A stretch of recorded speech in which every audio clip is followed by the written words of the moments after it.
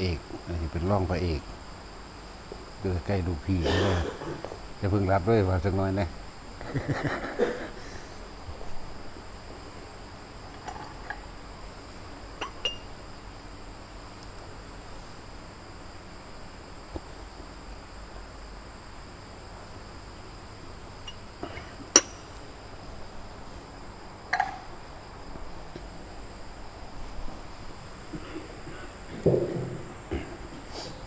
เลย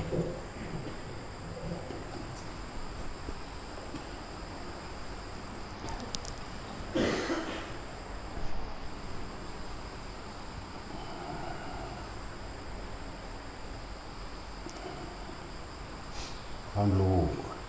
อันเกิดจากการได้ยินได้ฟังน้อมนำเข้ามาเพื่อสิละความเห็นของเจ้าของนั่นแหละบ่ได้ให้เสื้อเจ้าของเด้อ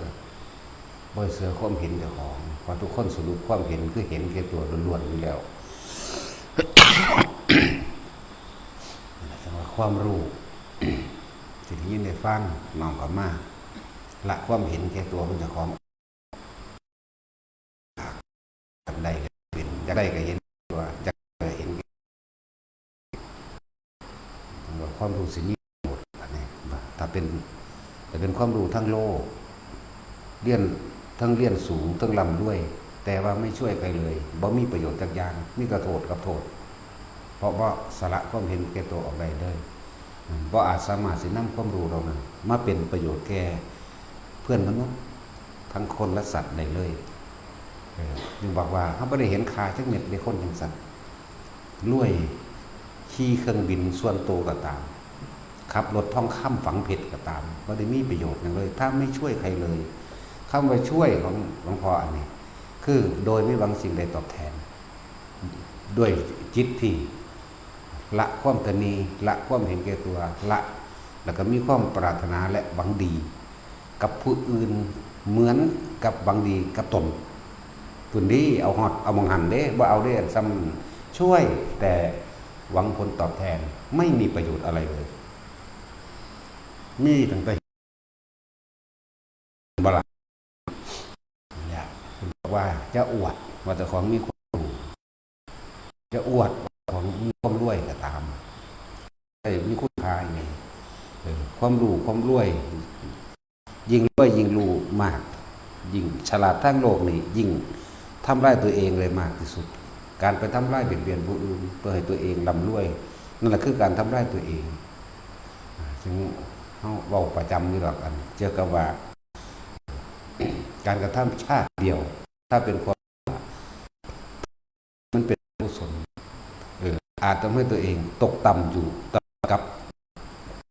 เป็นอสุรนานนักไขโมหะตั้งแก่ข่มเหงเบียดเบียนเอาเปรียบ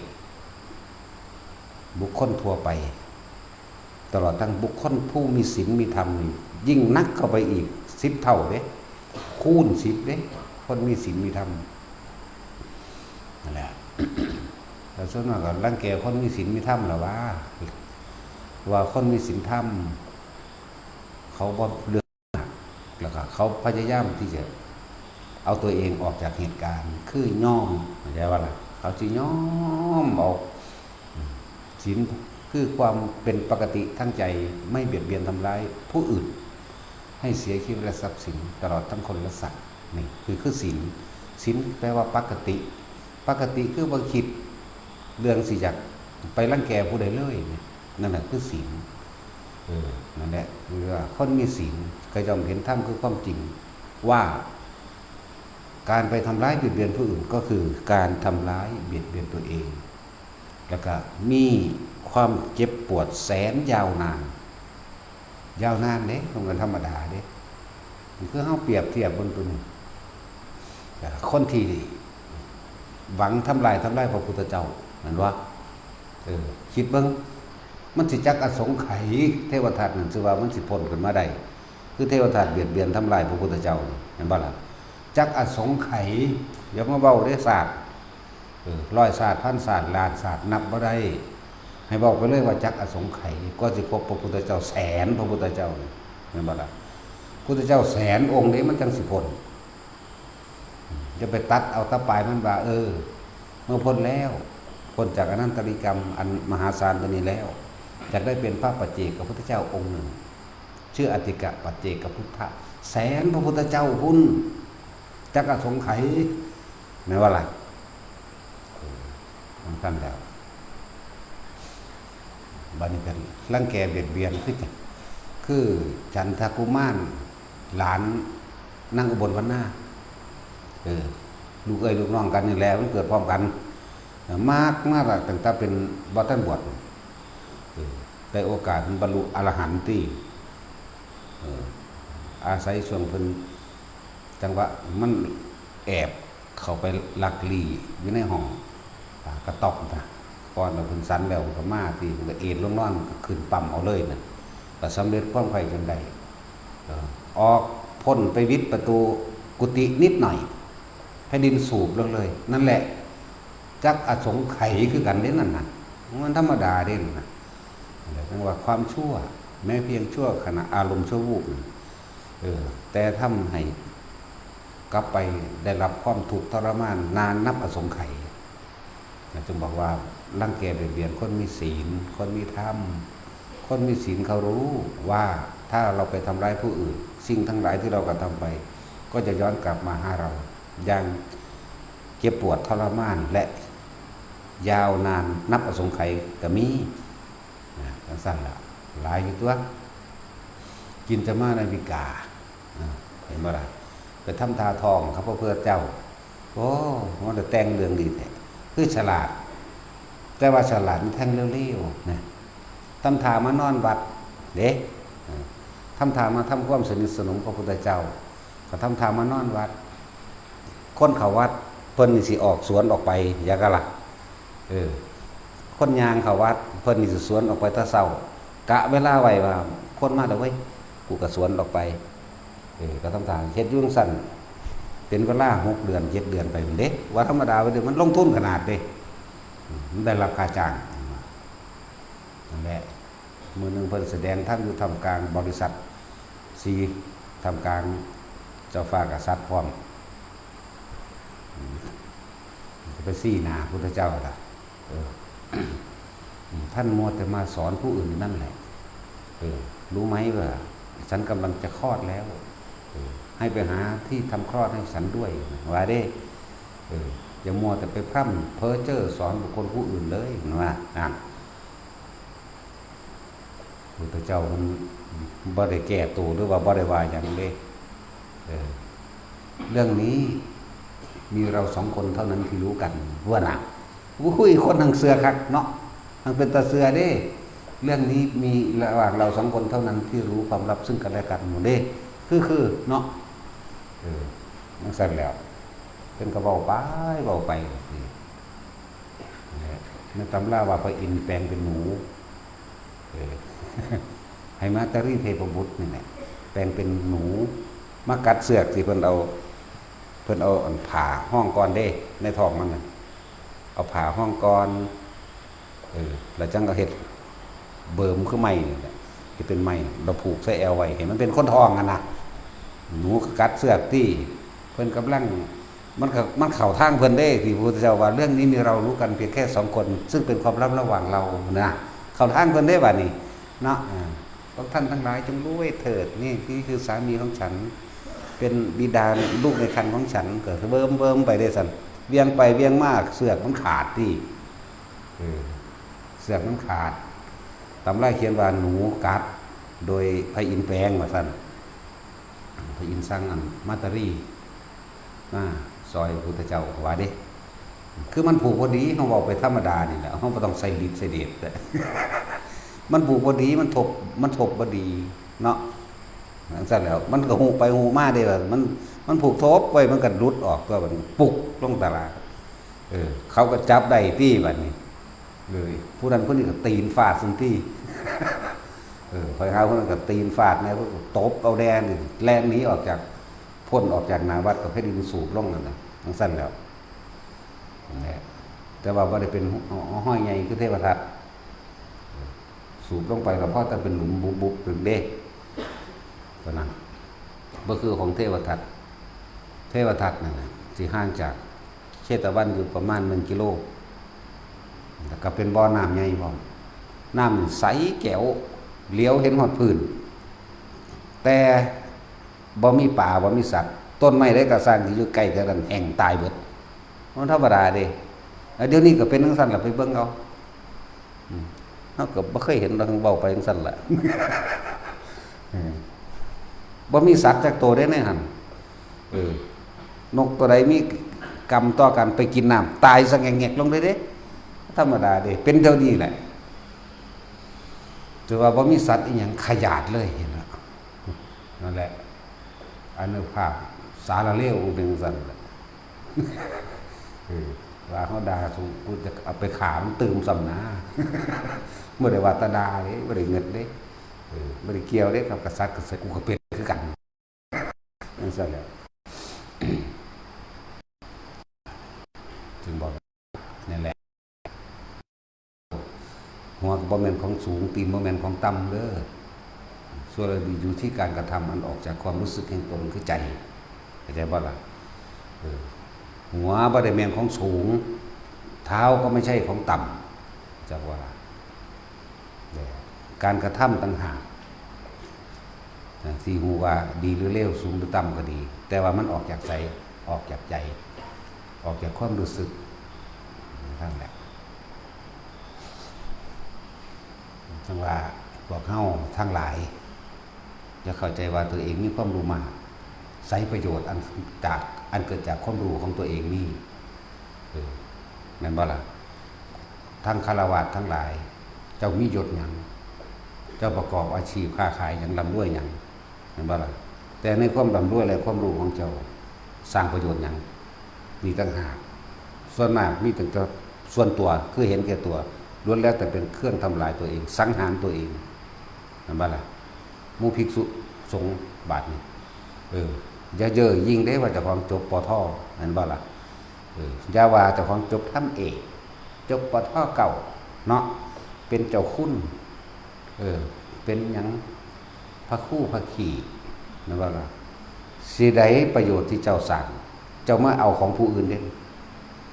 นี่แล้วทั้งเส้นแล้วมาหาตัวคนกินมาตัวเอาเงินคนนั่นว่าล่ะ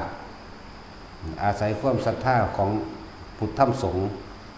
แล้วใส่เล่ห์เหลี่ยมของตนเองจบตะกี้คนจบป.ท.จบมหาเฮ้ยมันแห่แหนกันว่าซั่นเนาะสิได้ประโยชน์เขาสร้าง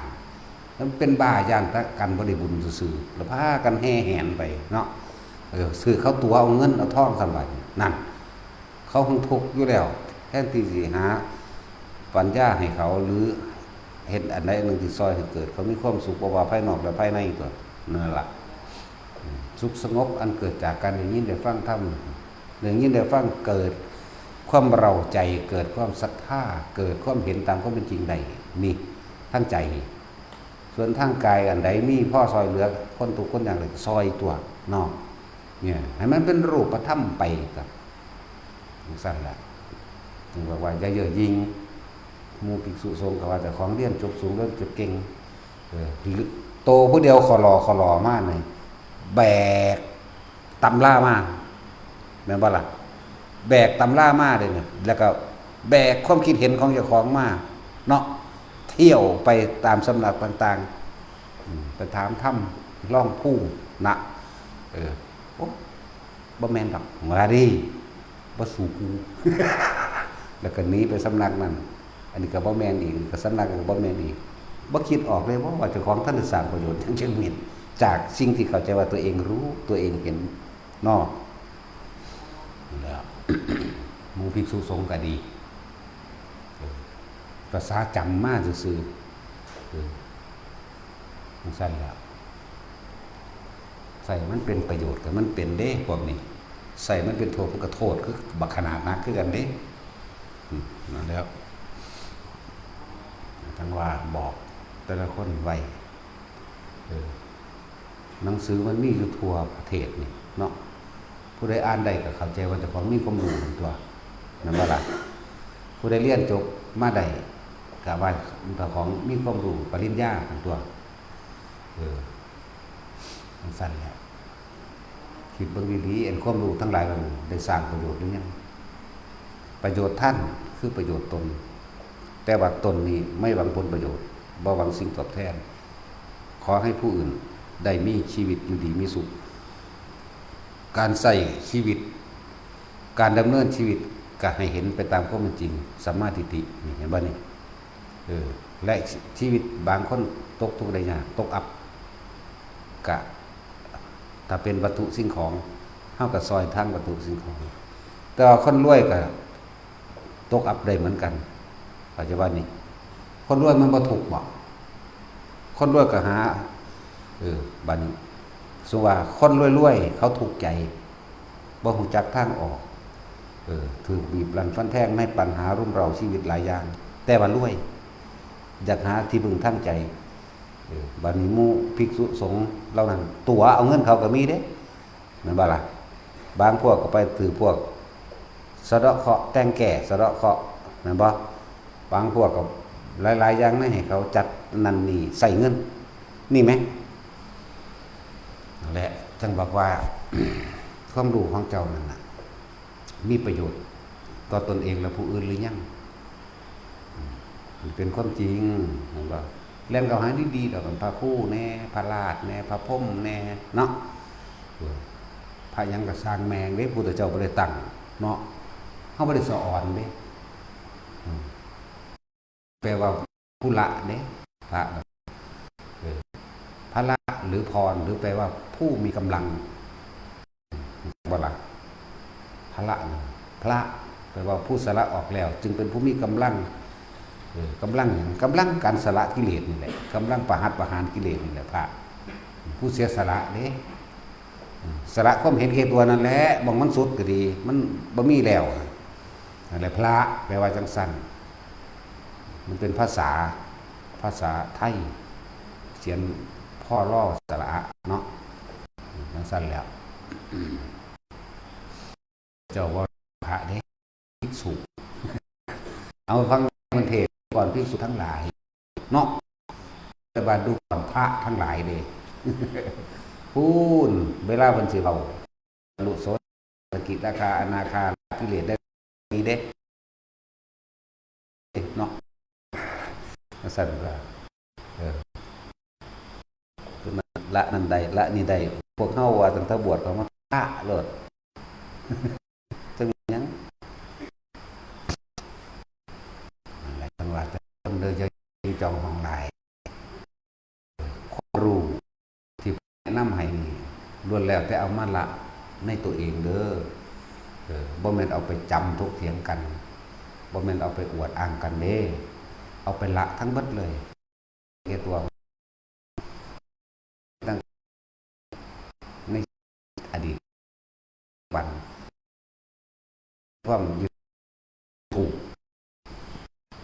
นั่นแหละจริงๆถ้ามันผู้เพิ่นสุดบ่ผิดพอบ่มีน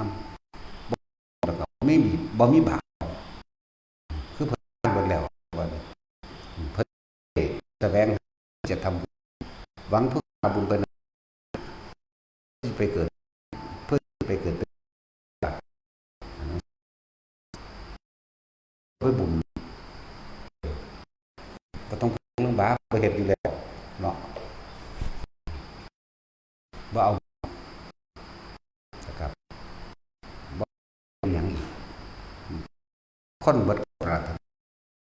เฮ็ดไปอยู่ชีวิตที่อยู่ก็ใส่ชีวิตอันนี้สร้างประโยชน์ให้ได้มากที่สุดเห็นบ่ล่ะประโยชน์ภายในนี่ประโยชน์ทางนามธรรมประโยชน์ทางรูปธรรมรูปกับนามกับรูปเนี่ยตามปัจจัยเด้อนามมารูปเด้นี่จัดก่อนนามเกิดก่อนบัดนี้เฮาอนุโลมปฏิโลมตัวบ่เข้าใจอีกดอกแต่ว่าอนุโลมมันยังปุ๊บเนาะปฏิโลมมันยังแท็กซี่กลับหน้ากลับหลังเนาะ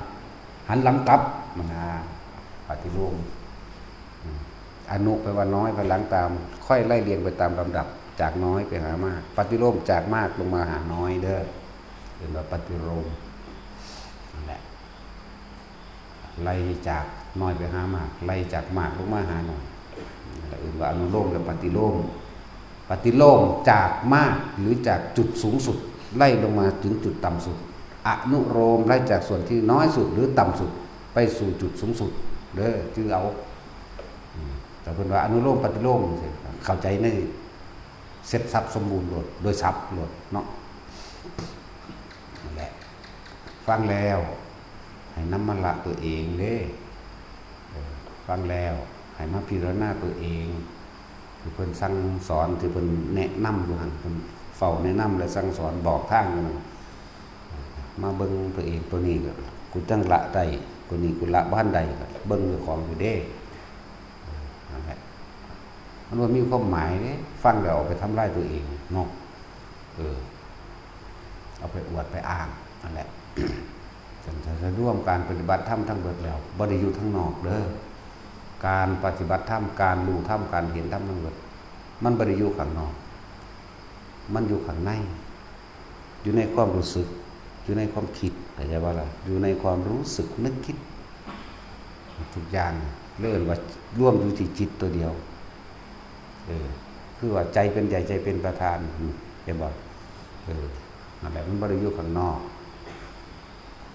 สังเกตทั้งนามธรรมทั้งรูปธรรมในตนจักบ่ได้นามธรรมก็คือความรู้สึกนึกคิดเท่านั้นเวทนาสัญญาสังขารวิญญาณนามธรรม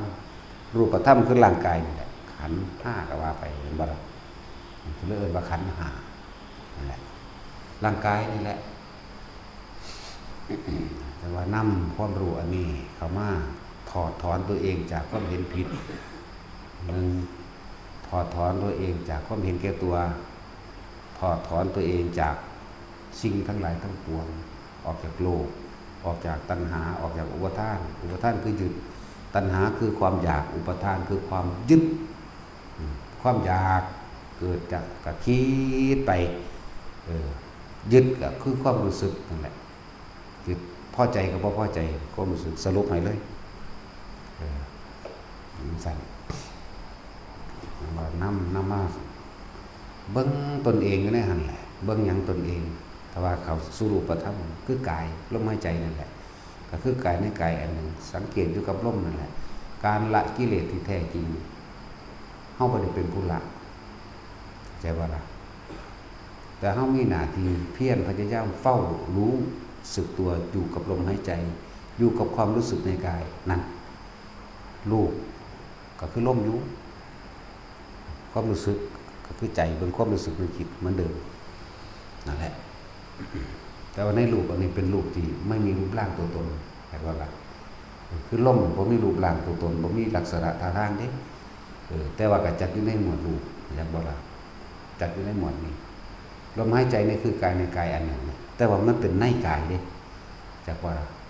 มันซ่อนอยู่นี่6ฐานเด้ที่อยู่ของลมจักว่าล่ะลมพัดจากเบื้องบนลงสู่เบื้องล่างจากเบื้องล่างสู่เบื้องบนเห็นบ่ลมพัดรอบระหว่างตัวเห็นไหมลมที่อยู่ในช่องว่างระหว่างกายแล้วก็ลมหายใจเข้าออกนะครับเอาร่วมเอาเฉพาะนี้เอาเฉพาะลมหายใจเข้าออกนี่คนที่มีอยู่กับลมหายใจเข้าออก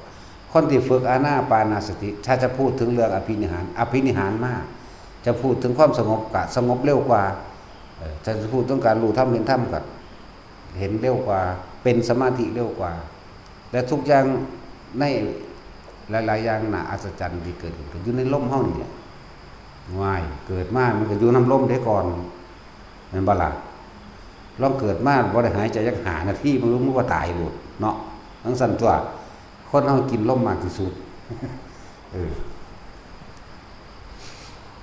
จังว่าบ่ต้องไปเพ่งเล่นไผดอกได้ยินได้ฟังหยังมากก็สร้างจะไปจับเขามา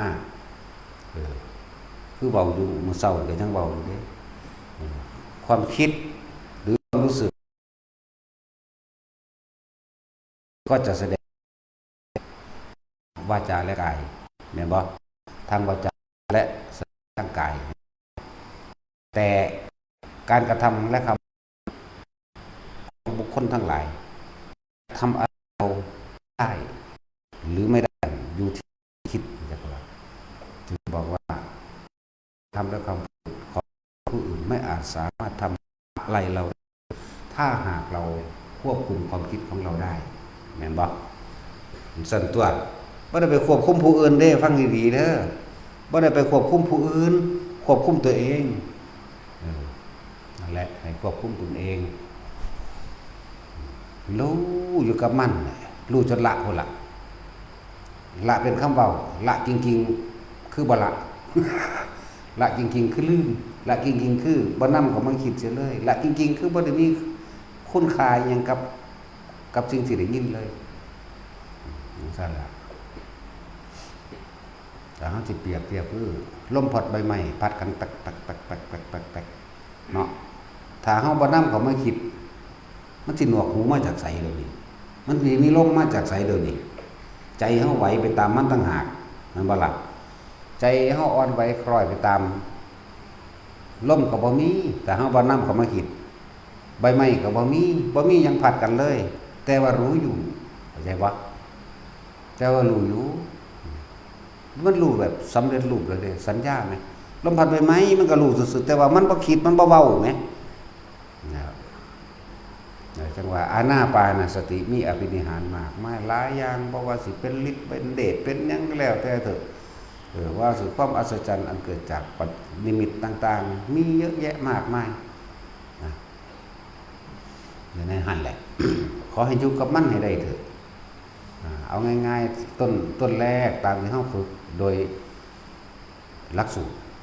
จังว่ารู้ลมหายใจเข้าแรงลมหายใจออกเพ่งหรือทำความรู้สึกอยู่ในจุดเดียวคิดอยู่ในจุดเดียวคือลมเข้าและลมออกแต่เฮาประคองตรงนี้ไว้ไม่คิดไปถึงสิ่งอื่นอาการปิติก็เกิดจึงเรียกว่าวิตกวิจารปิตินี่ปัทมฌานสุขเอกคตานั่นแหละเพ่งอยู่จุดเดียวมีอาการปิติบัดนี้อาการปิติต่างๆมันก็มีหาอย่างนี่ขุทคาปิติเกิดอาการขนลุกสู้ขาขึ้นมาบางที่ปิติมันแรงเหมือนกับหญ้าค่าเกิดตั้งหัวเฮาเป็นแผงเลยก็มีมีสิเว้าเรื่องของปิติก่อนเพียงแค่ปัทมฌานเด้อปฐมขั้นต้นการเพ่งอยู่ในอารมณ์เดียวหรือการทำความรู้สึกอยู่ในจุดเดียวคือจุดลมนี่แค่นี้แต่ว่าบัดนี้ความรู้สึกอันอื่นก็จะเกิดขึ้นเห็นไหมกายเวทนานี่มาจิตเป็นผู้คิดผู้นึกผู้ปรุงผู้แต่งก็ว่าไปหรือกายเวทนาจิตที่ตั้งมั่นดีแล้วมันตั้งมั่นเด่นจากบอกบัดนี้ในปัทมฌานเพ่งอยู่ในจุดเดียวทำความรู้สึกอยู่จุดเดียวคือลมเข้าลมออกปุ๊บต่อที่สองเวทนาก็เกิดหมายถึงความรู้สึกทางกายนี่นิ่มนวลๆสำหรับพวกเข้าใส่หลักสูตรการเข้าใส่แบบนักเล่นสมาธิไปเลยนะแบบผู้ชำนาญในการทำสมาธิหรือผู้ชำนาญในการทรงฌานเจริญฌานผู้ชำนาญในการทรงฌานเจริญฌานเพื่อให้จิตตั้งมั่นนั่นแหละเอาใส่วิธีเหลือบตาดูไปจมูกตนเองหายใจเข้าหายใจออกยุงสั่นถ้าจิตมันตั้งมั่นมันบ่คิดถึงสิ่งใดเลยในขณะที่ลมเข้าลมออกเอาสุดแค่นี้อย่าตามลมเข้าเด้อฟังดีๆจะตามลมเข้ามันเป็นภาระมันคิดมากนี่จังว่าลมถึงคอเย็นอยู่นี่ถึงลิ้นปี่เห็นบ่ถึงท้องอันบ่บางที่ก็มีความรู้สึกหน้าอกพองขึ้นเห็นบ่แล้วก็ท้องก็พองขึ้นเห็นบ่นี่จะคิดอยู่นี่เอาบ่เนาะลมเย็นเข้าไปในโพรงจมูกเป็น1คิดลมเย็นไหมระหว่างลูกกระเดือกข้อเฮานี่เป็น2คิดเห็นบ่หน้าอกพองขึ้นเป็น3คิดถึงลิ้นปี่เป็น4คิดท้องพองขึ้นเป็น5คิดบัดนี้ลมออกอีกเด้บ่ธรรมดาเด้มันพองขึ้นแล้วมันแวบลงเป็นเท่าใด6คิดแล้วนี่แวบมาเลยลมไหลออกมาไหลขึ้นมามันเป็น12หรือ16พุ่นล่ะ ว่าแต่12ล่ะมันนำหอดลมมันจักความคิดบัดนี้ความคิดเฮาจังไปจดไปจอไปติดแต่ละอันเป็นลำดับเนาะนั่นแหละจังว่าบ่เอาเฮาใส่วิธีการเทคนิคหรือความชำนาญเทคนิควิธีทำให้เกิดขึ้นง่ายแหละเอาเว้าเรื่องปิติต่อถ้าเฮาอยู่บัดนี้เว้าโดยทั่วไปซะก่อนอธิบายคนเข้าใจทั่วไปโดยหลักการจะเกิดขึ้นได้นั่นแหละว่าท่านได้บอกระบบเทคนิคของเฮา เพราะท่านได้บอกเรื่องหลักสูตรเท่าใส่กันเราโดยตัวไปถ้าคนประคองอยู่กับลมหายใจเข้าออกปุ๊บขุทกาปิติอาการขนลุกขนขี้ลุกสู้ขึ้นถ้าปิติแรงผมนี่ตั้งสังล้างเลยหน้ากันหยาชาหัวกับเป็นคือเส้นผมเขาปั่นหยาข้าวสังล้างซึ้งลึงตึงเขาเลยเด้วืดพร้อมนั่นเลยเวทนาเขาจะว่าวิตกวิจารปิติสุขปัญญากายเวทนามีบอกเรื่องกายกับเวทนาทางกายตัวมันเกิดขึ้นนั่นแหละว่ามันเป็นสมาธิแล้วเป็นคณิกะสมาธิก็ว่าไปแต่บ่คิดหยังเข้าใจบ่ล่ะนั่นแหละมีคือว่าขุทกาปิติบางนึงขนขี้ลุกขนลุกเวอสู้สั้นขึ้นร่างกายก็รู้สึกหนากระตึงความเล็กนี่ก็ขึ้นวืดนี่ที่หนึ่งปิติที่สองบางคนก็ว่าเกิดอาการขนลุกตัวรู้ลมเข้ารู้ลมออกรู้สึกเกิดจุกอกปึ๊บเข้ามาเป็นคือค้นไหได้ป่ะนี่จริงๆมันไม่ได้ไหมันมีเหตุมันบ่มีเหตุผลที่มาอธิบายได้นี่อันหมายถึงอธิบายแบบโลกเสียใจกับดียังไงเพราะว่านี่มันเป็นอุเบกขาจิตมันเป็นจิตมันผ่อนคลายจากว่ามันบ่มีความกังวลอย่างมันเลยตกก็มาหนารู้สึกแน่นหน้าอกแต่ว่าบ่แม่นแน่นแบบเจ็บปวดเด้อีเบิบติ้งแน่นแบบอีเบิบแล้วก็มาจอกหลอกข้อเฮานี่ข้อหอยว่านี่จอกหลอกมึงนี่แหละนี่นะแล้วก็ติดที่สองแล้วมันผ่อนคลายความกังวลมันเองมันเป็นเองอันนี้วิธีนี้เป็นเองบัดบ่มีผู้ใดกำหนดให้เป็นใดเพราะมันคลายคิดอยู่ต้องอาศัยตัวนี้ปิติที่แค่มาทำการหนึ่งได้นี่ปิติที่สาม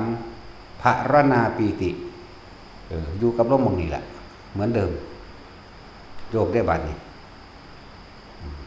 โยกจริงกับโยกเฉพาะความรู้สึกกับโยก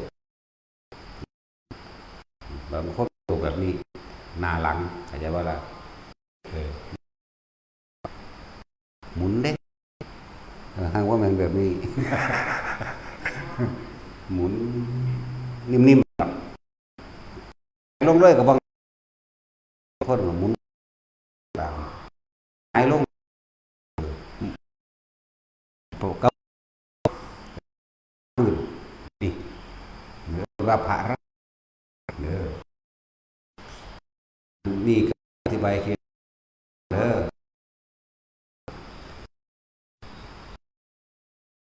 ที่สี่โอกาติกปิตินี่พับเป็นแสงแปรบขอบตานี่ขอบตานี่แต่ว่าปืนบางที่ก็แสงพุ่งมาตะไกลๆกระผากก็มีข่าวหน้าอกก็ไม่บางที่ก็แสงพุ่งออกกระผากบางคนก็คือจังมันเปิดไฟจากลงมานี่เฮาเว้าเรื่องเฮาเป็นพร้อมเป็นคือเปิดไฟนึงนี่ก็แค่นี้บางคนก็เป็นทั้งหลังก็มีเด้แต่ว่าเห็นได้ทั้งหลังตรงนี้แหละแต่ว่าล่ะเรื่องแดงมันสิเกิดขึ้นแดงขาวเรื่อมประกายพึกแล้วก็สิเป็นคือปีสี่เพียงแค่ปฐมฌานเด้อปีเรียกว่าปิติสื่ออาสัมบริรู้สึกว่ามีกายแบบลอยความรู้สึกดอกจริงๆทั้งกายลอยได้แต่ว่าน้อยบ่แม่นว่ามีกายลอยแต่เป็นขึ้นแต่เกิดความตกใจนี่คือประเภทรับตาที่บอกมากเป็นลักษณะประเภทรับตานะคนลูกโซ่เกิด ใจเหมือนกันเพราะมันมันมันธรรมดาเลยหากระตึงหาไปว่าติดคือเบื่อนี่คือใจจากตกใจนั่นแหละครับโยกก็เหมือนกันอยากเป็นหลายอย่างอยู่อะไรแบบนี้จึงตัดวิธีลาออกจนกว่าจะเฮ็ดทางมื่นตามันชำนาญสักวันมันจึงคนหาที่กันที่สี่เฮ็ดให้คนก็ตกใจคงสงสัยตามันเห็นอยู่เนี่ยพวกกติกาปุ๊บตาเบิ่งปึ๊บหรอเด้โอกาสในตำราเขียนไว้ว่าสว่างด้วยมันบ่แม่นแต่ต่างๆมันก็ต้องมีคือวงกลมสิเป็นมาเลยคือปันนี่ก็ง่วนขาวๆเหลืองๆแบบสีน้ำนี่นะครับที่เป็นนิมิตแสงเป็นภาพเทพหรือเห็นจะสิเห็นเสียงกับมีมาที่แล้วหูมิงมันเป็นเรื่องของประสาทกายเลยบ่แม่นนี่บ่แม่นอีหยังที่มันมิงอยู่เลยนั่นน่ะจักบ่ล่ะมันเกี่ยวกับประสาททั้งร่างกายน่ะมันปกป้องอะไรหนึ่งแล้วมันเลยมิงอันนี้มิงอยู่เลยดินะเข้าใจบ่ล่ะคนสิแก้จังไดมันอันนั้นเป็นเรื่องของกายบ่นำมาคิดข้านดอกว่าเป็นของกายของคนผู้นั้นบางคนก็บ่ดังนั่นบ่งิ้งอยู่เลยนี่แต่ว่าอันเกิดจากพุ่มพัมนี่จังเป็นหลักอันโดดเสียงว่าพุ่มพัมโดดทั้งบ่ได้ซับดอกนี่ก็บ่ได้ซับคือจักเขาบอกกันเรื่องไหนแต่ว่าเขาบอกกันมาเปรียบเทียบบอกกันพุ่มพัมอยู่นั่นแหละคือคนบอกกันนั่นแหละนี่คือนิมิตเสียงนิมิตกลิ่นนิมิตรูปร่างลักษณะตาทางต่างๆสารพัดแล้วแต่สิเกิดขึ้นนี่ว่าแค่เรื่องแค่ปฐมฌานเด้อนั่นแหละนี่ก็ให้เข้าใจหลักสูตรมันที่เขาอาจจะเคยได้ยินได้ฟังมาแล้วก็ความรู้สึกที่หลายๆคนเป็นพวกหูมิงฟังซะเด้อมันแก้ว่าได้ดอกมันเป็นเรื่องของประสาททั้งกายประสาททั้งหูอย่างประสาทในหูนี่เกี่ยวกับการรับในหูมันเองมันมิ่งสั่นน่ะนี่อยู่หั่นแหละมันเป็นสั่นบ่ต้องไปใส่ใจมาคิดยิ่งใส่ใจคิดยิ่งอยากให้เศร้าเอาไปปัญหาเนี่ยแง่หูแท้หูมันเอาหูหนวกซ้ำก็มีส่วนนิมิตตั้งเสียงอย่างอื่นที่เกี่ยวกับหูก็คือเสียงคนบอกกันเสียงสวดมนต์เสียงตีคองเสียงตีกองเสียงเล่นระนาดนั่นแหละยังสั่นเสียงล่ำหรือเสียงโหยหวนร้องไห้แต่มีเด้มีจังแมนมีเสียงนั่นแหละนี่แหละจังว่าในที่บอกมาทั้งเบิดหาวิธีแก้ให้ว่าให้ลืมตาทำซะมันจึงจะได้ไม่สงสัยมีส่วนคลายความสงสัยมีส่วนคลายความหวาดกลัววิตกกังวลได้มากเข้าใจบ่ล่ะคลายความกลัวได้มาก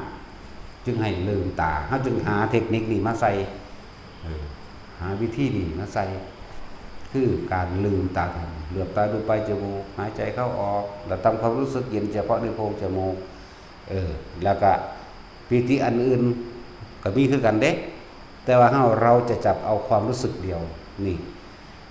จึงบอกว่าฐานที่ตั้งแห่งจิตเข้าใจบ่ก็คือทำความรู้สึกเดียวรู้อยู่ในความรู้สึกเดียวแห่งกายเข้าใจบ่ดูจากลมหายใจเข้าออกแล้วก็มาตั้งไว้ตรงนี้ทำให้บ่อยทำมากแล้วก็เกิดความชินว่าอ๋อนี่คือเราทำความรู้สึกอยู่ที่จุดเดียวจิตเดียวรู้สึกอยู่ที่เดียวนะการมาภาคนี้แม้ว่าคนลุกจะเกิดขึ้นเด้อบาดนี้เด้อ นั้นอาการคนลุกจะแทรกซ้อนวืดวืดขึ้นแต่ละจะคิดออกจะคิดออกเอาบางเดียว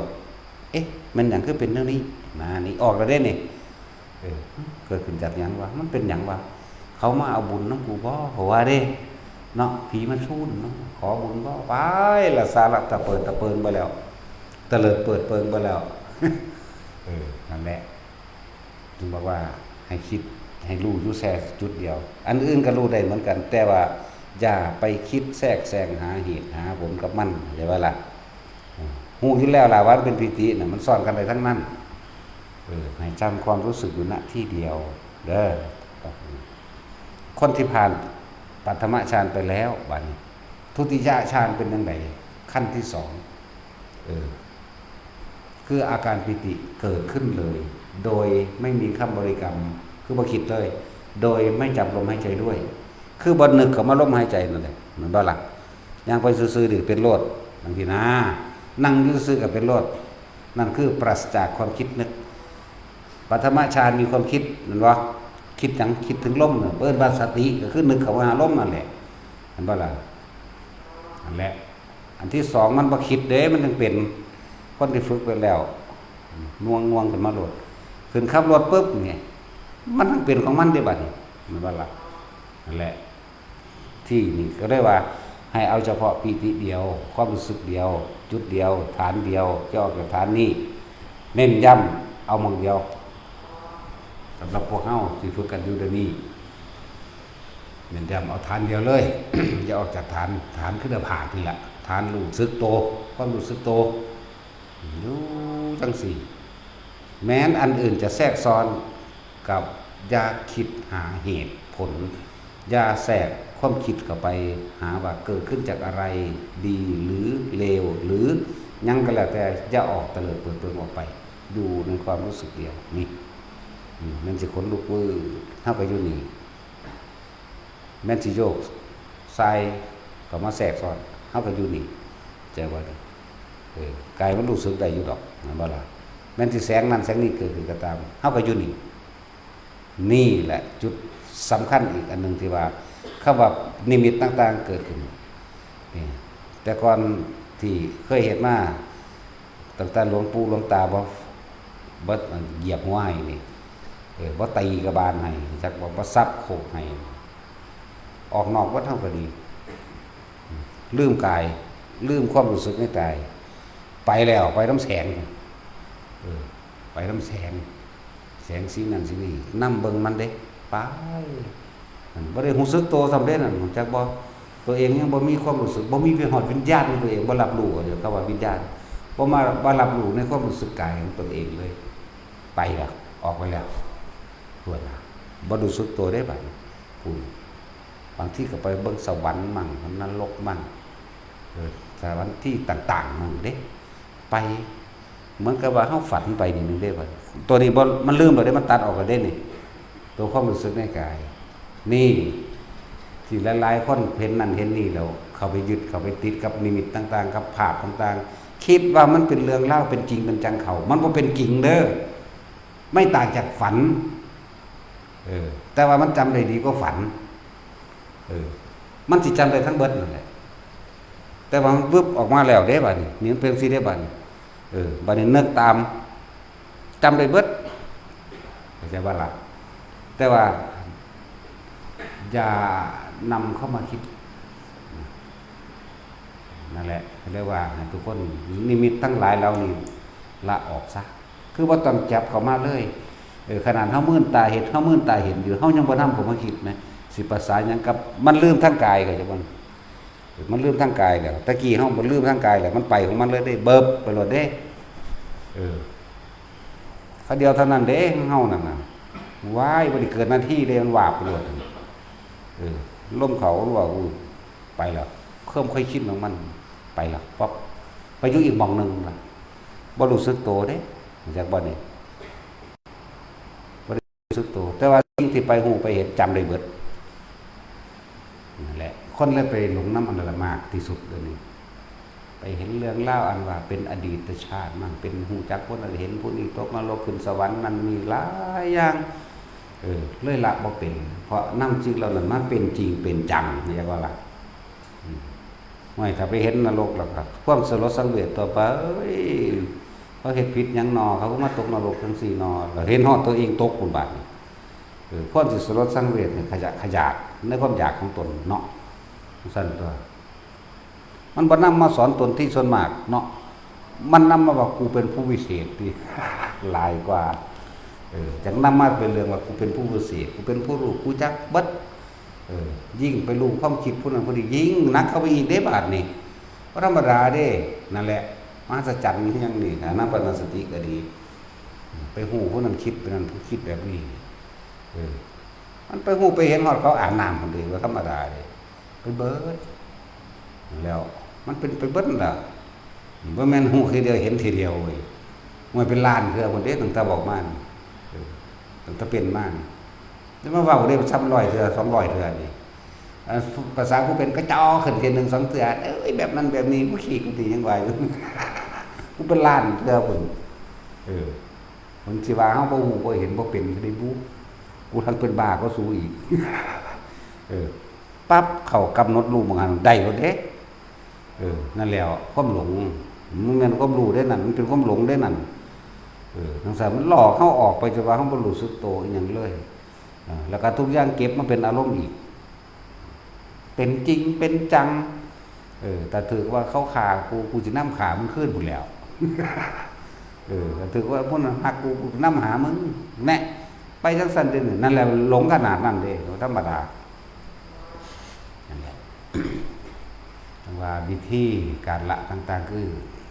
เข้าว่าเห็นซื่อๆเห็นซื่อๆได้ยินซื่อๆได้ยินเฉยๆเห็นเฉยๆสักแต่ว่านั่นแหละสักแต่ว่าเห็นสักแต่ว่าได้ยินนั่นแหละต้องอาศัยความรู้สึกตัวเด้อจึงจะไม่หลงเข้าไปเข้าใจบ่ล่ะแต่โอ้ยมันเป็นมาบักหลายปีได้ว่าเป็นน้อยเป็น20 ปีได้อันไปหาหูเห็นนั่นนี่ธรรมดาเลยจนหลวงปู่มันมาแส่ตีเอานอนตอนนั้นนอนคำหัวนี่คำหัวรับตาพร้อมตอนนั้นโอ้ยพุ่นล่ะเป็นเรื่องสวรรค์สันฟ้าแล้วไปเบิ่งผู้สาวพี่ตะพุกงามๆเด้แม้แต่คนงามๆบ่ได้มีคนเฒ่าเลยเพลินไปเบิ่งเขาอาบน้ำอยู่อันสระอนุดาตมันก็ไปเด้ทั้งสั้นแล้วเขาปาหีอาบคนเด้พวกผู้สาวจักบ่ล่ะคนโตนลงไปโอ้ยมีแต่อีงามๆไผสิบ่มักเนาะบ่มีผู้เฒ่าเด้โอ้ก็เบิ่งแม่นคักๆแล้วฮอดเขาไปจับพุ่นแล้วธรรมดาบ่บ่ซั่นสิว่าโอ้มันนิ่มคือใยแมงมุมมันสิถึงน้ำหมอกอ่อนๆน่ะธรรมดาบ่นั่นแหละมันลงขนาดนั้นแหละเมื่อกี้หรอกความจริงมันมาสรุปออกมาดีตะกี้มันจริงแต่ว่าถ้าเฮาบ่ทันรู้จักหยังโอ้ยจริงสั่นแล้วเป็นมาสั่นน้ำนั่นแล้วทั้งว่านอนบัดนี้นอนแต่นี่แหละบึบไปเหมือนเดิมมันแหละมันชินบึบไปครั้งเดียวเด้บ้าลมหายใจว่าทั้งได้ครึ่งนึงพอท่านเข้าพอครึ่งสองมันไปแล้วผมเคยชินมันวุบข้าวเดียวแหละอะไรจนจับท่านไหนพอแห้งแบบนี้ต้องสั่นนั่นแหละบ่หาตะว่ารัดข้อมือเดียวเร็วกว่าขอมืออีกบึ๊บไปโหลดใช่แหละเรากวานหลวงปู่มันมาหอดมานอนเป็นหมูเป็นหมาตายอยู่นี่ว่าไปเขาตะกกหูทั้งนี่กกหูทั้งขวาสุดแอวเลยสะเดิดดุ้งขึ้นมาบิดเราเงาว่ามันก็เป็นของจริงที่คิดว่าจะเป็นนิมิตหรืออย่างนั้นว่าก็เอากระจกน้อยๆมันแย่งบึงโอ้ยแดงหลาดฝาดอยู่เมื่อไม่ก็ยังแดงอยู่เมื่อไม่บีก็ยังแดงอยู่ยังเป็นข้องคือเก่ายังเก็บคือเก่าอยู่โอ้มันหลายมืออยู่ได้เสือมันเสียหายจนเข้าใจว่าให้อยู่กับความรู้สึกตัวหายบ่ได้ไปเฮ็ดหยังในบาดนี้สั้นๆแหละอยู่กับความรู้สึกตัวนั่นเองอันเห็นก็เห็นคือเก่าได้อยู่ในขั้นบาดโอ้ยจังหูนั่นแหละอยู่กับความรู้สึกตัวบาดนี้คำว่าสักแต่ว่าเฮาบ่นำเข้ามาคิดแต่เฮาก็อยู่เหมือนเดิมแค่บ่ล่ะเลยต้องหาวิธี อันวิธีนี้ก็บ่แม่นเฮาคิดคนขึ้นมาเอาเองเด้เฮามาพลิกแพลงเอาซื่อๆเด้ไปเห็นวิธีที่หลวงปู่มั่นสอนไว้ซะเพิ่นอยู่ภาคเหนือพุ่นเด้เป็นวิธีที่เพิ่นสอนไว้สอนครูบาชัยวงศ์สาจารย์สอน2องค์นั่นแหละทั้งพุ่นแหละเขาเจ้านับเอาเด้นับมือเด้พุทโธ1พุทโธ2ไปเรื่อยเด้หายใจเข้าพุทหายใจออกโธหายใจเข้าพุทโธหายใจออกพุทโธเป็นไรตะกี้แล้วก็หายใจเข้าพุทโธ3ครั้งพุทโธพุทโธพุทโธหายใจออกพุทโธพุทโธพุทโธเด้นับนิ้วมือเอาเด้บัดจนกว่าตัวนี้สิเกิดขึ้นอยากว่าล่ะจนกว่าตัวนี้สิเกิดขึ้นเฮามันก็หัวดีลื่นคู่อยู่แล้วเนาะเหลือบลงเอาแมงลงเป็นหยังวะหาบางคนเอายาหม่องถ้าเอาเปลี่ยนไปเลยก็มีเด้เขาจำความรู้สึกเข้าใจว่าล่ะแล้วก็มาคิดพอหลวงพ่อเยื่อนเพิ่นก็ให้กินน้ำเย็นเนาะก็จำเอาความรู้สึกเย็นแบบน้ำเย็นไหมอันเขาเอายาหม่องท่าก็เลยว่าบ่ผิดดอกหลวงพ่อเยื่อนก็เฮ็ดเอาน้ำเย็นกับประทานน้ำเย็นทางคนมันนั่นเป็นละท้องปุ้งว่าซั่น มันแก่นน้ำมันคือบ่เป็นมันคือบ่เป็นมันบ่รู้จักคำว่าจับเอาความรู้สึกแต่ว่าล่ะนี่แล้วเปลืองน้ำหลวงพ่ออันนี้ ผ้าคนกินน้ำท้องป่องหมด น้ำนี่วิเศษนะแต่ว่า โอ้ยหลวงพ่อทองคำดำเลยเพื่อความซีหลีเจอกรรมฐานน้ำเย็นของเราว่าเขาให้เพิ่นมาจับกินทีเดียวมันก็จับความรู้สึกได้แล้วล่ะถ้าจะเอาความรู้สึกไว้หั่นได้ทั้งนั้นบ่ผิดแล้วแต่วิธีถนัดไปถนัดมันเลิศหรือเอตทัคคะอยากว่าล่ะเลิศคนละทางอยากว่าล่ะวิธีของใครของมันแต่ว่าละอันเดียวกันด้วยล่ะมันสั้นแล้วนั่นแหละเพิ่นให้จับความเย็นว่าคนที่เขาฝึกเด้อผู้ใดเป็นยากหลายอย่ามองบางๆเลยว่าจะไปแตะหลายเด้มันแสบตามันลามมาหาตาเด้เอาดิน้อยพี่ขีดสูงกว่าตาขึ้นมาจังว่าบ่ต้องเอาเครื่องคิ้วมันสิแสบตาแต่ว่าอันผู้เว้าให้ฟังกันล่ะโอ้ยสวรรค์หนูสิเป็นสันเบิดแล้วขอบตาดู มึงท่าหลายโพดนั่นดอกเอาดิน้อยพี่เอาแมงกลางหน้าผากขึ้นแล้วเลยคิ้วขึ้นไปว่าผู้ไปเฮ็ดน้ำลายเลยเป็นอีหลีได้บัดนั่นแหละเขาจำเอาความรู้สึกก้มต้องรู้สึกก็เป็นว่าซั่นก็นั่นแหละจำเอาความรู้สึกนั้นให้อยู่ในความรู้สึกเดียวนั่นบอกเทคนิคอีกเทคนิคนึงบัดนี้เห็นบัดนี้อาอย่ามองท่าเดี๋ยวเราจะไปท่าตาเด้จำเอาบัดนี้อันเขาไปทดลองเฮ็ดเอาตัวผู้เป็นยากจนว่าเฮ็ดฝึกไปฝึกมามันก็เป็นดับเลื่อนเอาแตะน้อยแตะน้อยเพราะมันเย็นจักน้อยแล้วก็ก้มลงเหลือบตาเบิ่งปลายจมูกเจ้าของหายใจเข้าหายใจออกมันเย็นอยู่แล้วเดี๋ยวมันก็ขึ้นมาต่อกันเองครับเข้าใจป่ะล่ะมันเป็นสันอิลีพวกเขาเฮ็ดมาเฮาบ่ได้ทดลองเอาจะมองท่าเทื่อดอกของเขาผิดซะโดนแล้วเนาะเฮานึกซื่อๆมันก็เป็นเด้นึกเข้าสู่หน้าผากมันก็เป็นโดดเด้นึกขึ้นบนหัวก็เป็นหัวโดดเด้นึกลงท้องก็เป็นท้องเลยนี่เย็นแบบก็ทานน้ำเย็นมันก็เป็นโดดเด้นึกนี่เป็นความรู้สึกเด้บ่แม่นความคิดรู้จักบ่วืบเข้ามาจังซี่นี่เอาเว้าเดี๋ยวนี้เฮ็ดไปนำเด้บ่แม่นเว้าซื่อๆเด้เดี๋ยวนี้เฮ็ดไปนำเด้นี่เป็นความรู้สึกนั้นไปนำอันนั้นบ่แม่นเว้าคิดเอาเด้นี่เว้าโดยบ่ได้คิดจักก่อนล่ะนี่แหละฝึกไปแล้วก็บอกให้ว่าวิธีนี้บ่แม่นว่าเฮาเป็นผู้คิดคนขึ้นมาหลวงปู่มั่นมีในประวัติเพิ่นอยู่เฮาก็เอามาทดลองเบิ่งก็ของมันเป็นอยู่แล้วเนาะบ่ได้นับหนึ่งมื้อยากก็บุญให้ยายจอยบุญนับให้ยายจอยไปนับเอาให้ยายจอยไปฝึกเอายายจอยก็เป็นตึงเบิดโตเด้อันนั้นตึงตั้งตีนฮอดหัวพุ่นเบิดโตเลยยายจอยนั่นถ้าเราบ่มีสมองหยังมันเลยเป็นกันนั่นแหละแต่ก็อยู่จังซั่นล่ะซึ่งดึงอยู่ยายจอยยายคำใดเจ้าของสวนเจ้าของต้นไม้ หัวหน้าพรรคคือใช่แล้วส่วนพญานาคหัวหน้าก็สร้างพญานาคเราสิเป็นมัตตรีเทพบุตรอยากก็ละเป็นสั้นแล้วได้จอยอยากไปอยู่น้ำอยู่แต่ว่าเราว่าโหไปมั่นนี้เราว่าถามว่าได้จอยพญานาคดมเจ้าว่าบ่หันบ่ไก่สั่นไม่เขาจะเจ้าไปสวรรค์น้ำแล้วจักแล้วให้ไปน้ำมาบุว่าน้อยใจเด้โอ้ยแกสิตายเลยจังเลยไม่คิดเด้อให้ไปน้ำมาบุว่าสั่นนั่นก็แล้วถามพญานาคจะเอาไปน้ำหมดเอาไปนั่งขานกันไว้เด้ไปมั่นดินั่นเห็นแล้วแหละยังน้อยใจอยู่เด้นั่นน่ะมันก็ให้เข้าไปนั่งเหมือนกันโอ้คนมันมีสมองเดินสั่นละว่าฝึกเอาแต่ละคนนั่นนี่เทคนิคอันนึงแต่ตัวมันคิดออกมาเบาอันผมมาบอกฟัง3 ปีเลยเดือนมันบาดแนวนี้นะชื่อว่าไรหรอกคนไทยมันชื่อว่าไรมันเข้ามาดูก็ชื่อว่าไรเขาบอกคอยจดจำยังแบบโอ้มันสอนให้จำแต่ว่าเขาเป็นถ้ำแล้วจึงเรียกว่าสอนลืมซะโลกสอนให้จำถ้ำสอนให้ลืม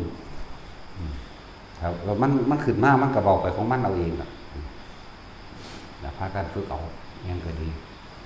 วันนี้เราเรื่องการละนิมิตหรือสภาวะปรากฏการณ์ต่างๆสำหรับคนปฏิบัติเด้อสำหรับคนบ่แม่นคนไปคิดเอา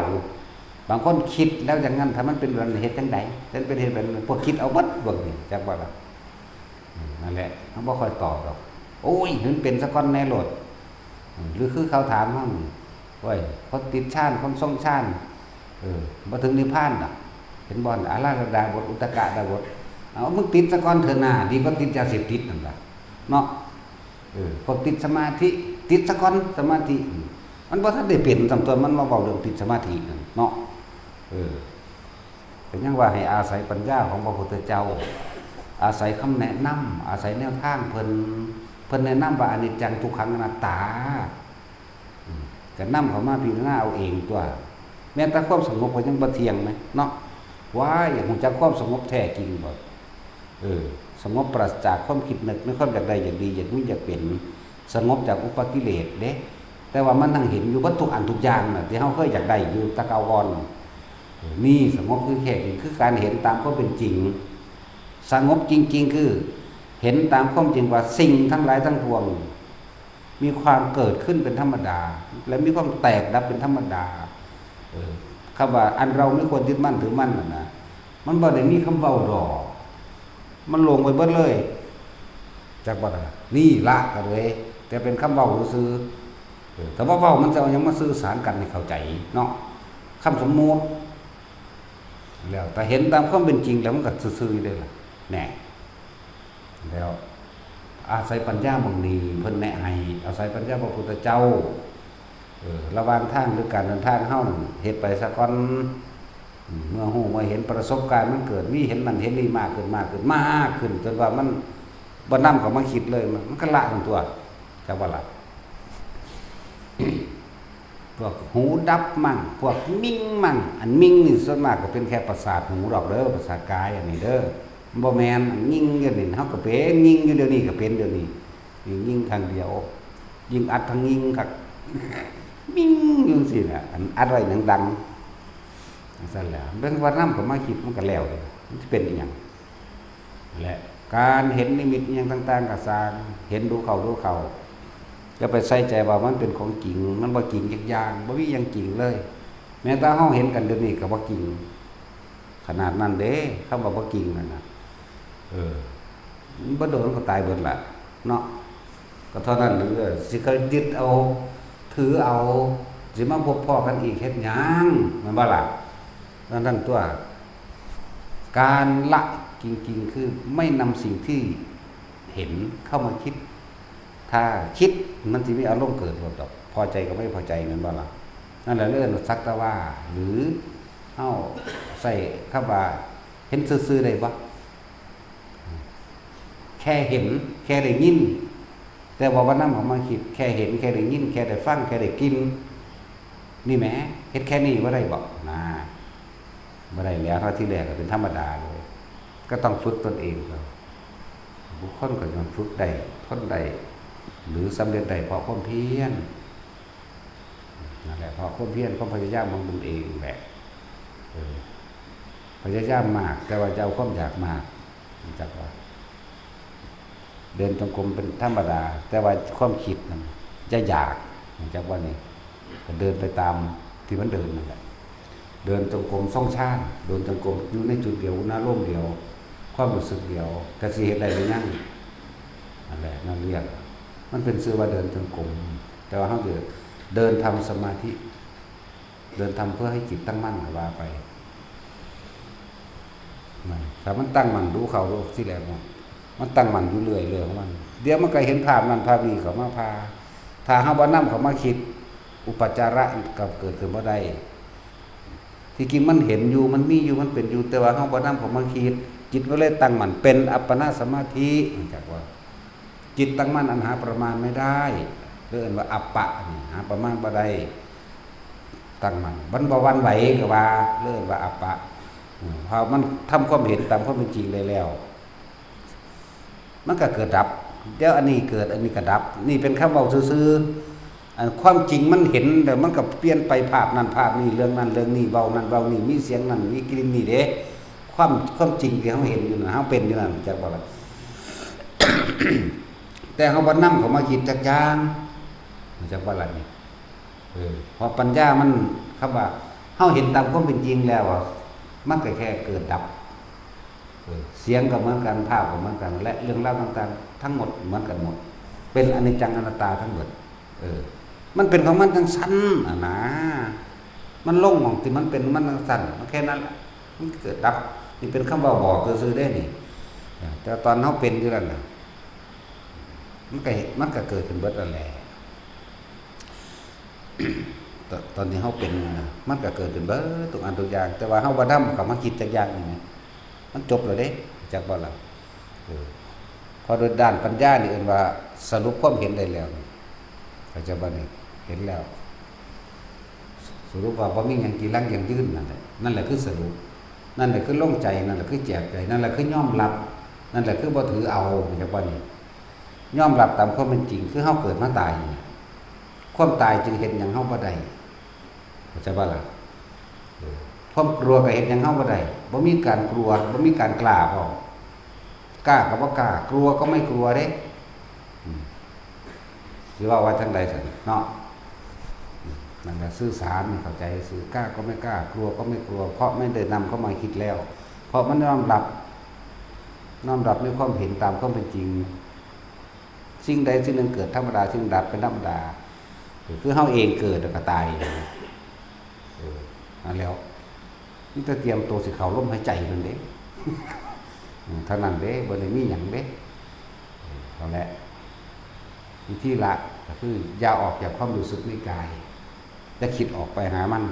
เห็นหยังก็สร้างสิลอยลงมาก็สร้างพระพุทธเจ้ามาก็สร้างเห็นซื่อๆโลดเข้าใจบ่ล่ะระดับนั่นแหละโอ้ยผ่านปุ๊บอยากว่าหน้าที่หนึ่งมันเท่าไรล้านศาสตร์3-4-5 ล้านศาสตร์ที่มันเป็นมาปุ๊บแต่ว่าแปลกนี่มันใครจำได้อยู่นั่นแล้วเว้ายังได้ก็คือเก่านี่แหละจำได้อยู่พระเจ้ามาเทศน์เรื่องนึงเรื่องนี้เพิ่นก็บอกซื่อว่าจังซั่นสิเฮาก็บ่ได้สนใจว่ามันจริงเด้นั่นน่ะเฮาบ่เอานำมาเป็นของจริงหยังจักอย่างเลยตายตะโดนแล้วแหมเนาะพูดไล่ว่าหาแต่พระพุทธเจ้าโมลีมิ่งรัตนโมรีมก็ได้ตัวเนาะพระพุทธเจ้าปุณณรัตสิกขีสัมมาสัมพุทธเจ้าแน่มันมีอยู่บ่ในตำรานี่จดไว้อยู่นี่มีอยู่บ่นี่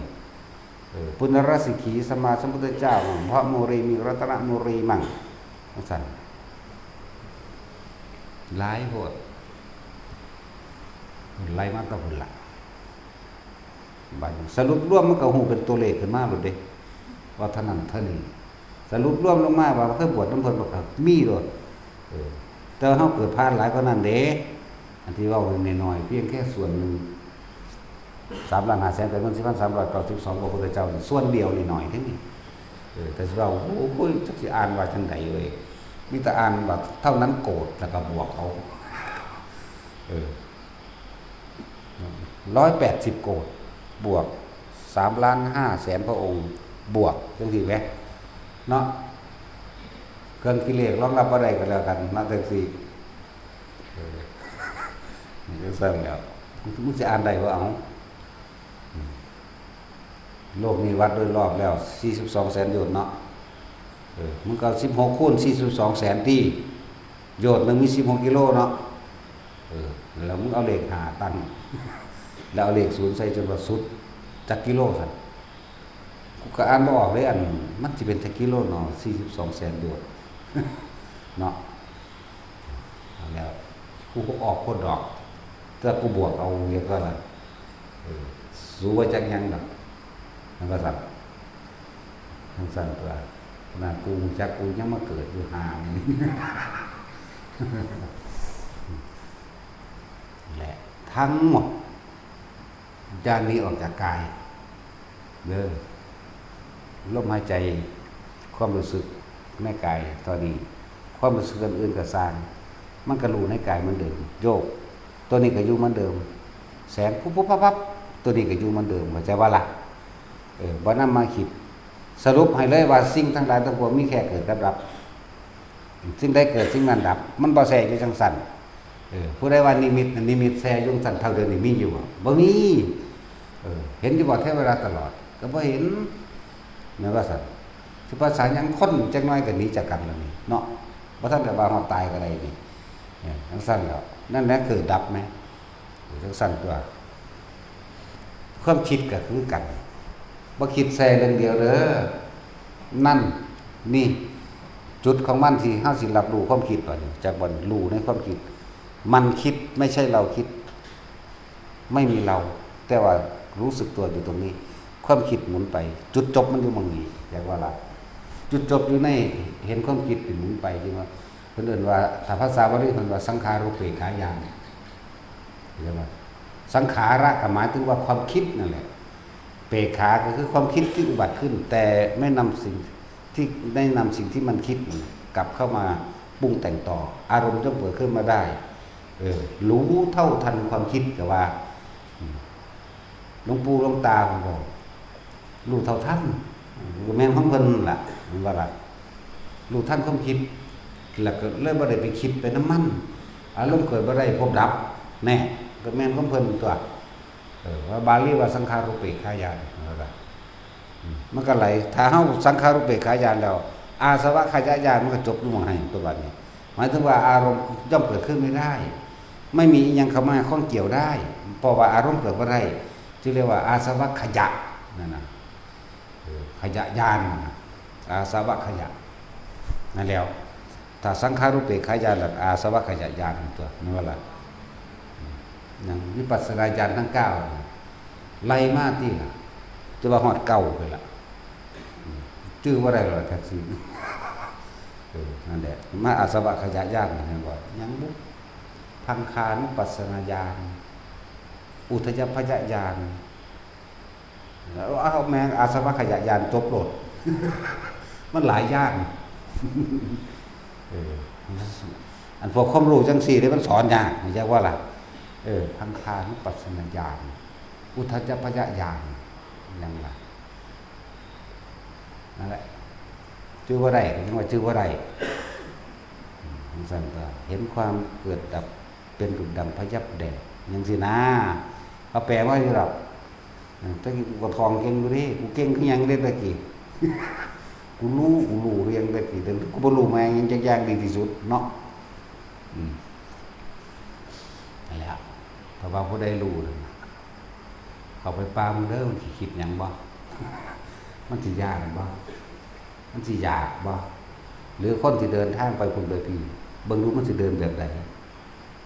จึงบอกว่าพวกเที่ยวไปตามป่าพวกไปเที่ยวป่าจาริก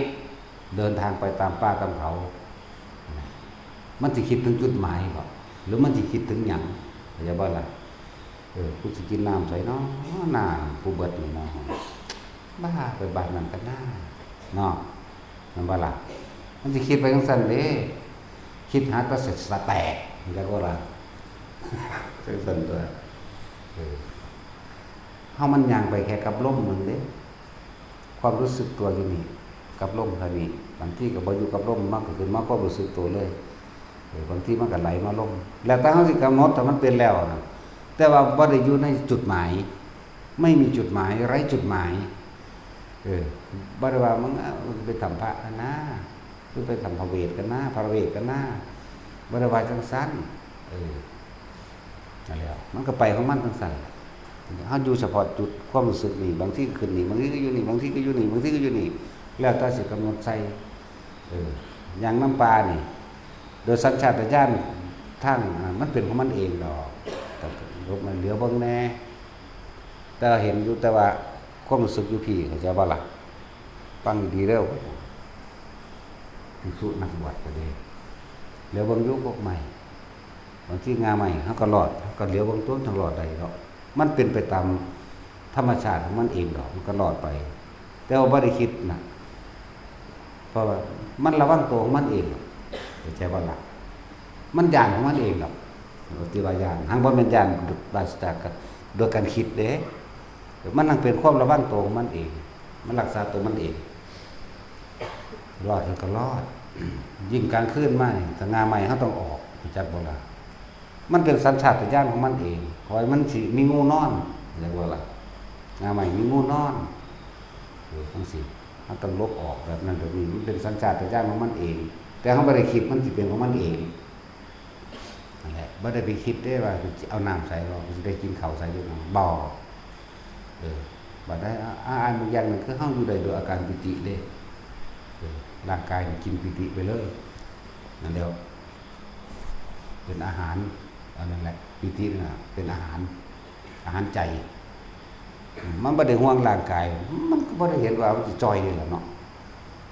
พวกงามพวกเก่าอีกมันบ่ล่ะอันแล้วงามเด้อบ่ได้จ่อยดำขี้คือพวกไปมาเมื่อกี้เด้หรือเบิ่งบักใดมามีแต่ผู้ดำนั่นแล้วมันบ่กินอาหารทิพย์ก็คือปิตินั่นแหละร่างกายนี่รอเลี้ยงด้วยอาหารทิพย์คือปิติ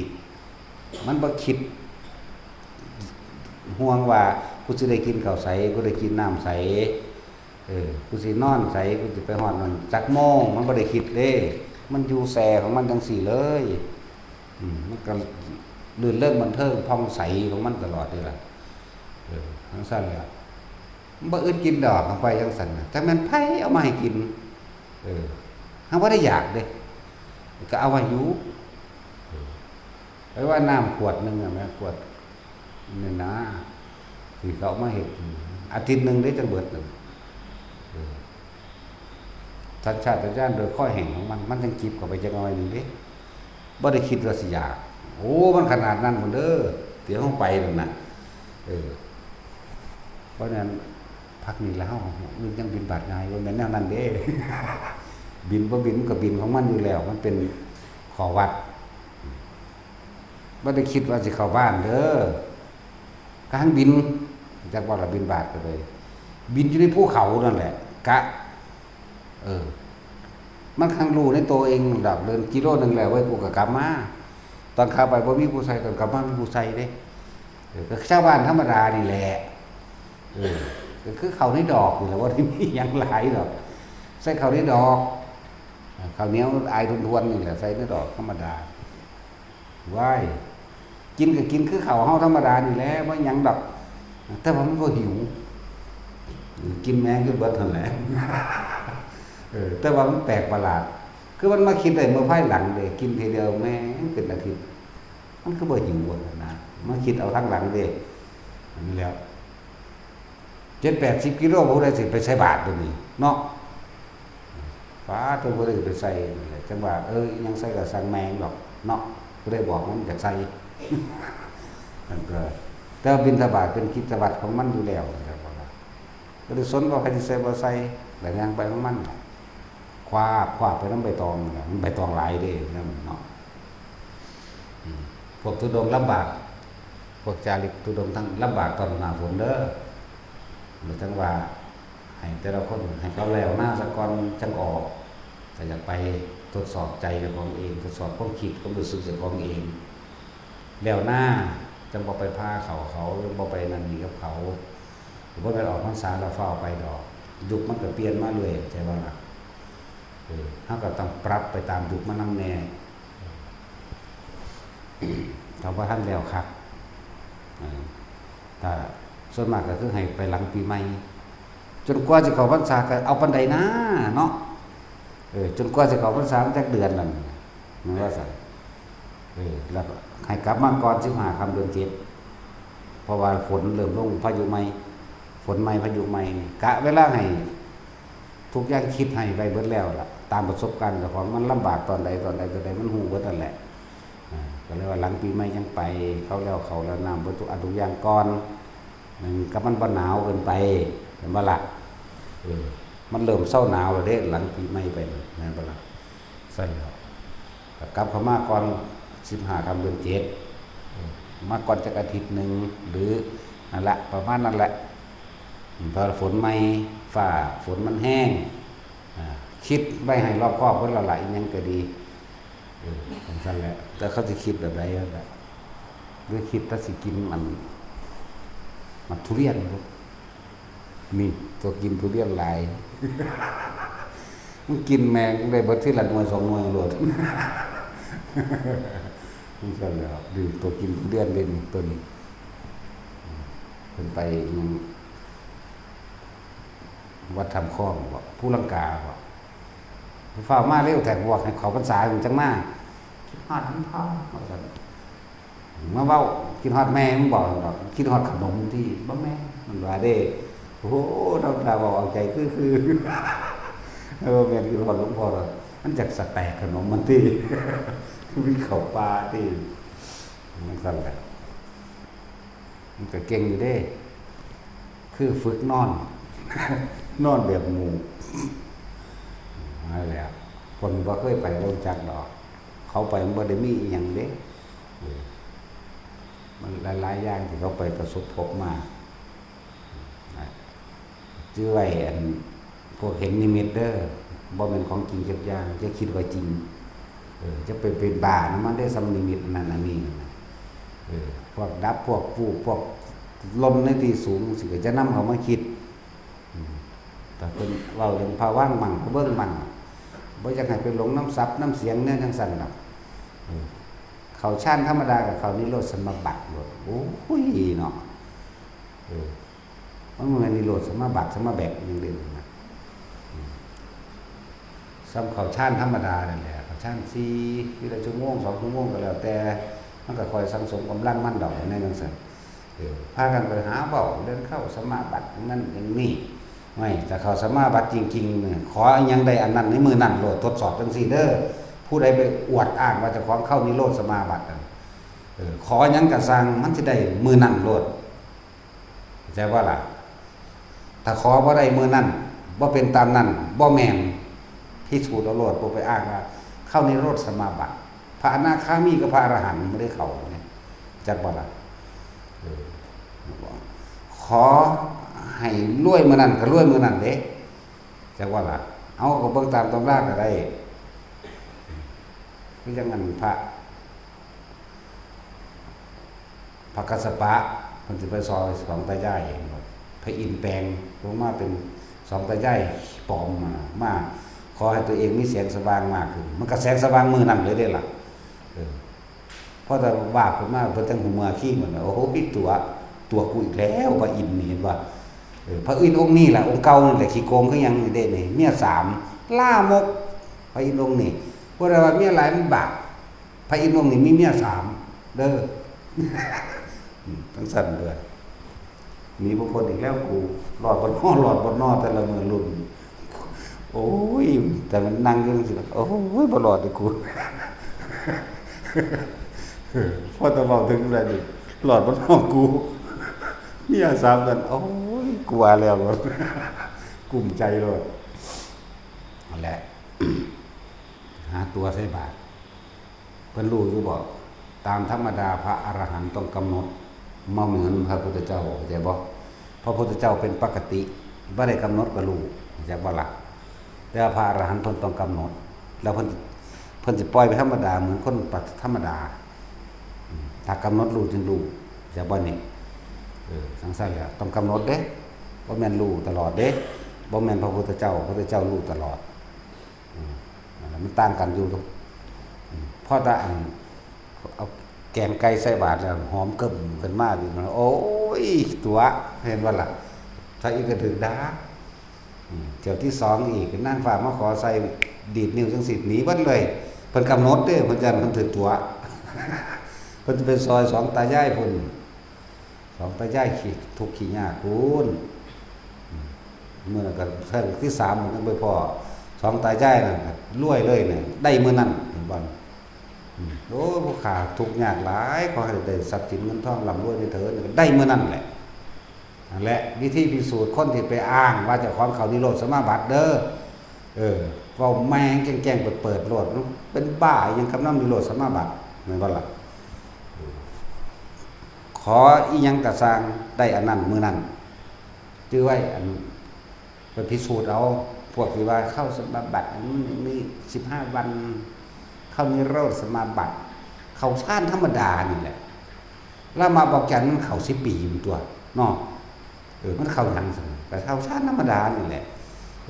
ทั้งรูปชาติกับอรูปชาติมันก็ต่อกันไปไหลกันมาอยู่จังซั่นเห็นบ่ล่ะมันบ่ได้ว่ามันเข้านิโรธสมาบัติเด้อนั่นน่ะแล้วมาบอกจันเขาหาเรื่องใส่แล้วล่ะตอนนี้ก็เลยหาเรื่องนั่นซั่นล่ะพระโพธิสัตว์ด้วยกันจักว่าแล้วมาบอกจันก็ดีบ่แม่นพระพุทธเจ้ากับสัตว์มาเกิดพวกไปใส่ซื่อให้เขาเลยบ่มีความรู้หยังใส่หาโคตรพ่อโคตรแม่ใส่เอาบาปใส่ปากของใส่หัวกระบาลของพวกไปหาแง่ไปหานั่นหานี่เขาก็เหมือนกันแล้วมาบอกจันน่ะจักว่าล่ะเป็นข่าวมากเขาหนีเขาลี่ไปอยู่ไสก็ไปนำกวนเขาเนาะเขาอยู่ในขันของชาติพุทธะเขาอยู่ในขันทำความชำนาญให้เกิดขึ้นแห่งฌานเขาจะเห็นมันรวดเร็วขนาดใดได้ฮอด42 แสนกว่าสมาบัติก็เป็นอันสำเร็จเป็นชาติพุทธะได้เป็นเหลือแต่อย่างอื่นมันตัวบัดเนาะขนาดนั้นแหละบาปเบิดมันบ่ไปหาเฮ็ดใส่เขาแล้วนะ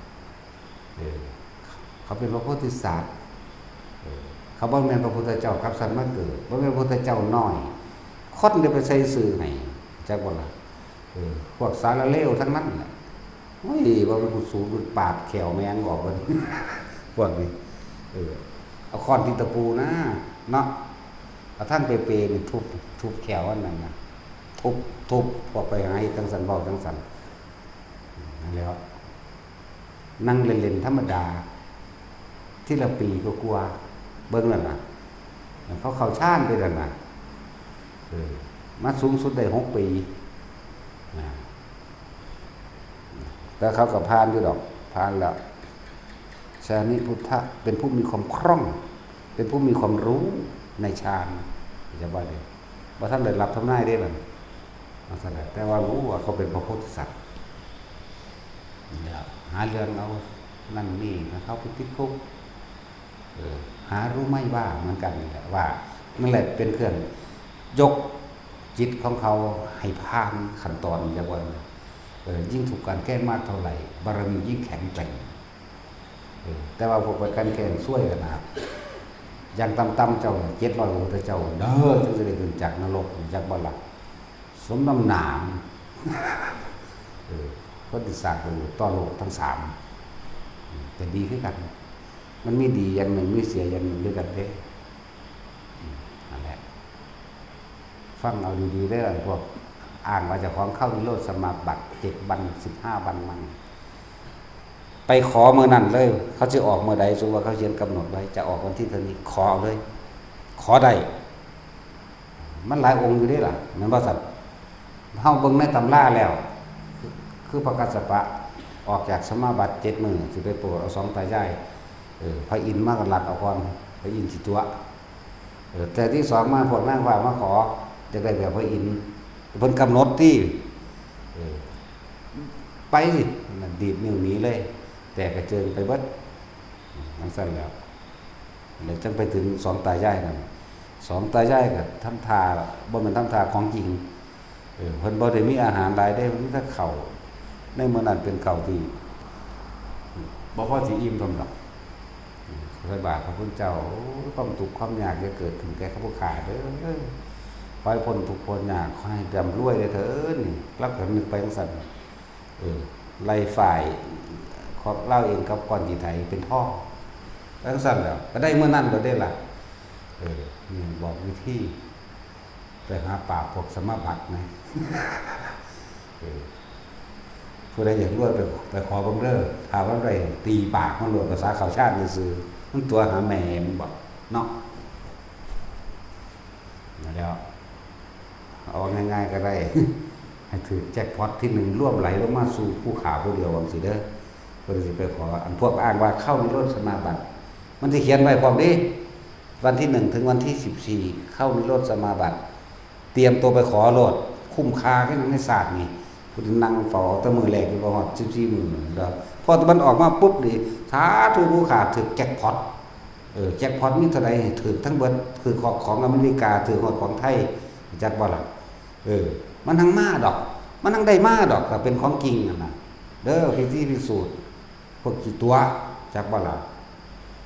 ได้จริงๆเด้แต่เป็นตัวอรหันต์จักบ่ล่ะนอกนั้นมันก็หันลงทั้งไตพุ่นแล้วมันตัวคนเลยดิเรื่องนี้เข้าไปได้ซุ่มแล้วมันก็ลอยข้างในแล้วมีเด้ลอยอีหลี